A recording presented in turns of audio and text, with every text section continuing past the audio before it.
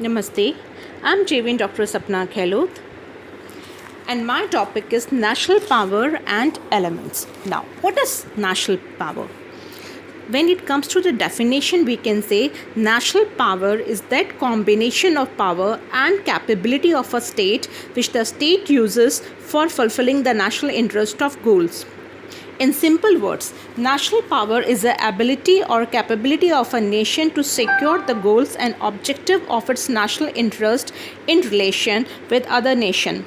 It involves the capacity to use force or threat of use of force to influence over others securing the goals of national interest. In this way, we can define national power as the ability to control the behavior of other states in accordance with own will. When it comes to the features of national power, the first is national power as is both a means as well as end in international relations. National power is the ability to secure goals of national interest. National power is dynamic and relative in character. No two nations have equal power. There are several elements of national power. There is an analysis of actual power and potential power. National power is the currency of international relations. National power is the basis as well as a means of foreign policy. Now it comes to elements of national power. When it comes to classification of elements of national power, according to Morgenthau, the elements are divided into two: the permanent and the temporary elements. When it comes to Organsky, he say that there are two determinants. The first is a natural and the another is a social determinants. When the Palmer Parkins and Ashwolf and others say there are the tangible or the intangible elements. The basic elements of national power, the first we discuss with the geography. Geography is the most stable, tangible, permanent and the natural element.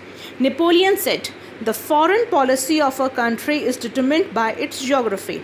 Nature and role of geography as an element of national power. When at the geography, we have some elements here. You can say the most constituents in it, like the maps. The first are maps are always geographical in nature. These are used to influence decisions in one's own favor. When within the geography, we'll say there is a siege. A large siege can help the country to defend the retreat in the event of an attack. It is definitely rather very difficult for a state to defeat a big country. The next is the location in it. It determines whether a nation can be sea power or not. England could become a big naval power and thereby and imperial power because of its location. Hence, a favorable geographical among other things can help a nation to be power, and unfavorable location can limit the national power. Next it comes to the climate. Climate determines the food production, economy and even the culture of a nation. A healthful climate can be source of a power and unkind. Climate can be source of weakness.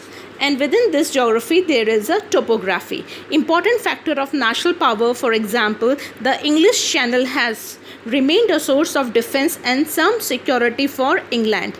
All these examples highlight the role of topography in determining the national power of a state.